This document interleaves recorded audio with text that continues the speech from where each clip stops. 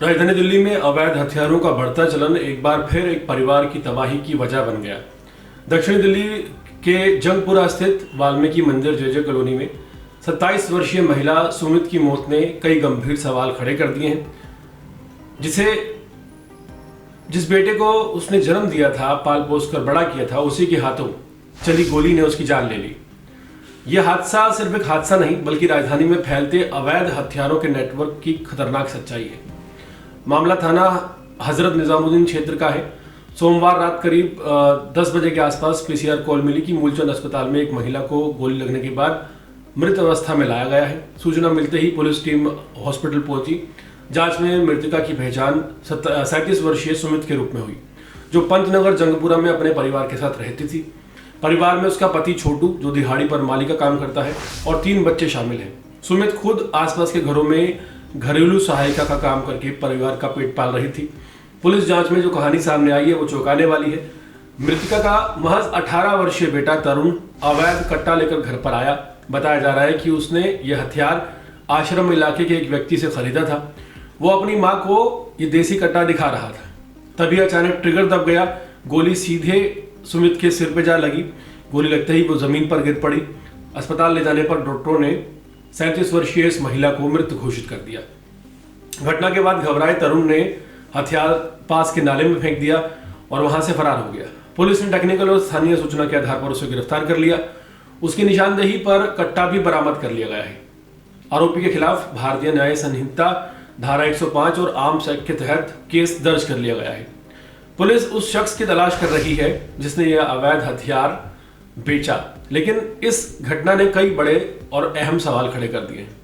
आखिर 18 साल का युवक इतनी आसानी से अवैध कट्टा कैसे खरीद लेता है? राजधानी में हथियारों की सप्लाई चेन कितनी गहरी है? क्या पुलिस और खुफिया एजेंसियों की पकड़ इन अवैध नेटवर्कों पर कमजोर हो चुकी है?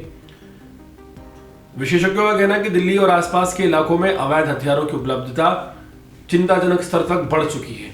छोटे छोटे विवादों को लेकर दिखावे और दबदबे तक के लिए युवा हथियार खरीद रहे हैं और बहुत आसानी से खरीद रहे हैं। सोशल मीडिया पर आपराधिक प्रभाव भी युवाओं को इस ओर धकेल रहा है। तमाम तस्वीरें सोशल मीडिया पर डालकर दिखावा किया जाता है। इस महिला की मौत ने सिर्फ एक परिवार का दुख नहीं दिखाया बल्कि एक सामाजिक चेतावनी दी है कि एक माँ बाप जो दिन रात मेहनत करके अपने बच्चों का भविष्य संवार रहे हैं, उन्हीं के सामने बेटा हथियार दिखाने की मानसिकता में इतना बह गया कि एक पल की चूक ने उसकी मां की जिंदगी छीन ली और एक बेटे से उसकी मां का कत्ल करवा दिया। क्या यह सिर्फ लापरवाही है या अवैध हथियारों के बढ़ते चलन की भयावह तस्वीर है? जब तक हथियारों की अवैध बिक्री पर सख्त लगाम नहीं लगेगी तब तक ऐसे हादसे रुकना लगभग नामुमकिन है। सवाल सिर्फ एक है कि बेटे की गलती थी या नहीं। सवाल उस सिस्टम का भी है जिसने एक किशोर को हथियार तक पहुंचने दिया, जिसकी कीमत एक मां को अपनी जान देकर चुकानी पड़ी। राजधानी में आए दिन अवैध हथियारों को लेकर खबरें सामने आती हैं। पिछले 24 घंटे में आपने देखा कि 7 से 8 हत्याओं की वारदातें सामने आ गई हैं और ऐसे में दिल्ली पुलिस ये कहती है कि बहुत मुस्तैदी से काम कर रही है। तो क्या ये मान लेना चाहिए कि दिल्ली में जो नागरिक हैं उनकी सुरक्षा की जिम्मेदारी अब दिल्ली पुलिस की नहीं है? किसी और के ऊपर आप डाल सकते हैं, लेकिन आप ये नहीं कह सकते कि दिल्ली पुलिस की जिम्मेदारी है। आप ये नहीं कह सकते कि दिल्ली में जो अवैध हथियार बढ़ रहे हैं उसमें जिम्मेदार दिल्ली पुलिस है, क्योंकि दिल्ली पुलिस इस बात को नहीं मानेगी। आप ये नहीं कह सकते कि दिल्ली में जो नशे की तस्करी बढ़ती है या गली गली में जो नशा बिक रहा है उसके लिए दिल्ली पुलिस जिम्मेदार है। दिल्ली पुलिस को और बहुत से काम है। नेताओं के साथ जाना है, रैलियों में अटेंडेंस देनी है, कोर्ट में पेशी करवानी है, लेकिन कानून व्यवस्था के लिए हाल फिलहाल दिल्ली पुलिस जिम्मेदार नहीं नजर आती। और यही वजह है कि दिल्ली में क्राइम का ग्राफ बढ़ता जा रहा है। एक नागरिक सुरक्षा को छोड़कर राजधानी दिल्ली की दिल्ली पुलिस सभी कामों में व्यस्त है।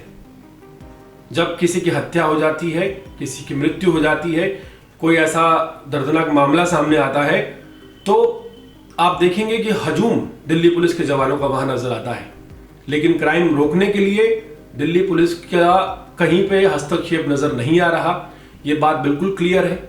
दिल्ली में बढ़ता नशा, बढ़ते अवैध हथियार, बढ़ती गुंडागर्दी, इसको रोकने के लिए दिल्ली पुलिस को जिम्मेदार इसलिए नहीं ठहराना चाहिए क्योंकि दिल्ली पुलिस इसके लिए काम ही नहीं कर रही। दिल्ली पुलिस के जवान इन चीजों के लिए नहीं बनाए गए, वो कहीं और मुस्तैद हैं। और इसके पीछे की जो बड़ी वजहें हैं, सबसे पहली वजह है मैन पावर का कम होना, और उसकी वजह से जो दिक्कतें हैं ये सामने आती हैं। और मैन पावर जब कम हो जाती है तो फिर जवाबदेही नहीं रह जाती। बहुत बड़ा सवाल यहां पर खड़ा होता है कि अवैध हथियार एक 18 साल का लड़का अपने घर पर लेके आता है, जिसकी मां घरों में काम करके अपने बच्चों का पेट पाल रही है। अगर एक आप कहें कि मिडिल क्लास से लोअर मिडिल क्लास, सबसे लोअर क्लास के शख्स की इतनी पहुंच है हथियारों पर, तो क्या इसे दिल्ली पुलिस की नाकामी नहीं कहा जाएगा? क्या गली गली में जब नशा बिकता है और दिल्ली पुलिस के बीट ऑफिसर भी वहां होते हैं और वो नशा बिकता रहता है और उससे क्राइम का ग्राफ बढ़ता है, तो क्या इसे दिल्ली पुलिस की नाकामी नहीं कहा जाएगा? हजारों लाखों करोड़ का बजट जो इन आला अधिकारियों की सैलरी जाती है, दिल्ली पुलिस के जवानों की सैलरी ले लीजिए आप, लाखों लाख रुपए महीने की है, बावजूद इसके जो टैक्स पेयर है वो रोजमर्रा है और जवाबदेही दिल्ली पुलिस की नहीं होगी। दिल्ली पुलिस तो इन चीजों के लिए जिम्मेदार ही नहीं है। दिल्ली पुलिस के लिए और बहुत सारे इंपॉर्टेंट काम है जिन्हें करने में दिल्ली पुलिस के जवान और ये आला अधिकारी मशगूल हैं।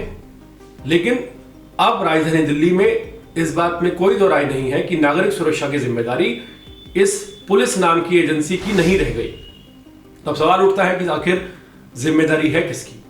सरकार खामोश है, जवाबदेही तय नहीं होती, बस मामले को ढक दिया जाता है और फटाफट किसी तरह से निपटाने की कोशिश की जाती है। एक हड़बड़ी होती है दिल्ली पुलिस के जवानों में और आला अधिकारियों में जब कोई घटना घट जाती है कि किसी तरह से फटाफट मामला ठंडा हो जाए।